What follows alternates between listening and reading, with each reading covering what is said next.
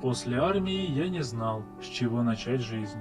Армия, конечно, закаляет тело и дух, но к офисной жизни не особо готовит. Тем не менее, устроился в одну канцелярскую фирму. Серьезное предприятие, и степлеры, и ламинаторы, и даже цветные бумажки с липким краем. Работы много, но в основном я был местным парнем на побегушках. Александр, сбегай, Александр, подай. Алекс, перенесите этот шкаф втроем. Ну, думаю, карьеру начну с мускулов. Через 3 недели работы в фирме стукнуло 10 лет. И решили праздновать в ресторане. Как говорится, не в столовке же. Все в костюмах, платьях, прическе и я в свежевыглаженной рубашке. И даже при галстуке, если не считать, что он был из школьных запасов. Танцы начались после третьего тоста. Подошел к женщине, которую до этого не видел, и пригласил ее на медленный танец. Такая, знаете, элегантная, ухоженная, с глазом лукавым и легким ароматом чего-то очень вкусного. Явно не наши офисные бутерброды. «Ты у нас новенький, да?» — с улыбкой спросила она. «Да, Александр.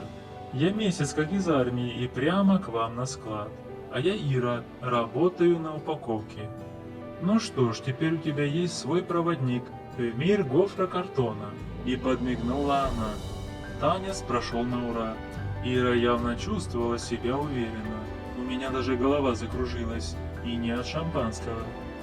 «А я, между прочим, думал, что ты преподаватель с кафедры женской логики», — ляпнул я. Она засмеялась заразительно, так что даже официант улыбнулся. Мы уже хорошо прижались друг к другу, когда рядом вырос мужичок ростом мне по плечо и с лицом, как у мопса, в обиде. «Ирина», — сказал он с претензией, как будто я занял его место на любимом кресле. «Ты это чего к нему прилипла?» «А это потому, что он не наступает мне на ноги, Толя, в отличие от тебя». Пока он пытался потянуть ее за руку, я вежливо, но твердо встал между ними. Он толкнул меня, я по инерции слегка наступил Ирине на ногу. Она охнула, а я рефлекторно, но слегка приободрил мужчину локтем. Ну так, чисто по-дружески. И он сел, внезапно. Потом ушел, сопровождаемый 2 коллегами. «Это что, был твой муж?» – тихо спросил я, пока Ирина наблюдала, как его уводят. «Ну, формально да, по документам, а так, скорее бытовое недоразумение. Понимаешь, после того, как сын уехал на учебу, у нас все развалилось. И как мы все прояснили, вечер продолжился. Ирина не ушла, подруги отговорили. Да оставайся, у тебя теперь телохранитель в наличии». И мы танцевали, смеялись, шептали на ухо. В какой-то момент мне показалось, что я снова на учениях, только теперь задача не провалиться в глазах Ирины. Когда она собиралась домой, я надел на себя образ джентльмена.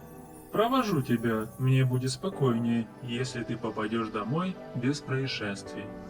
«Ох, Александр, если бы ты в мои 20 был такой настойчивый, я бы тебе...» И она не закончила фразу, но весело хихикнула. У дома свет не горел. «Подожди здесь, я разведаю», — сказала Ира. «Если муж уже спит, махну тебе из окна».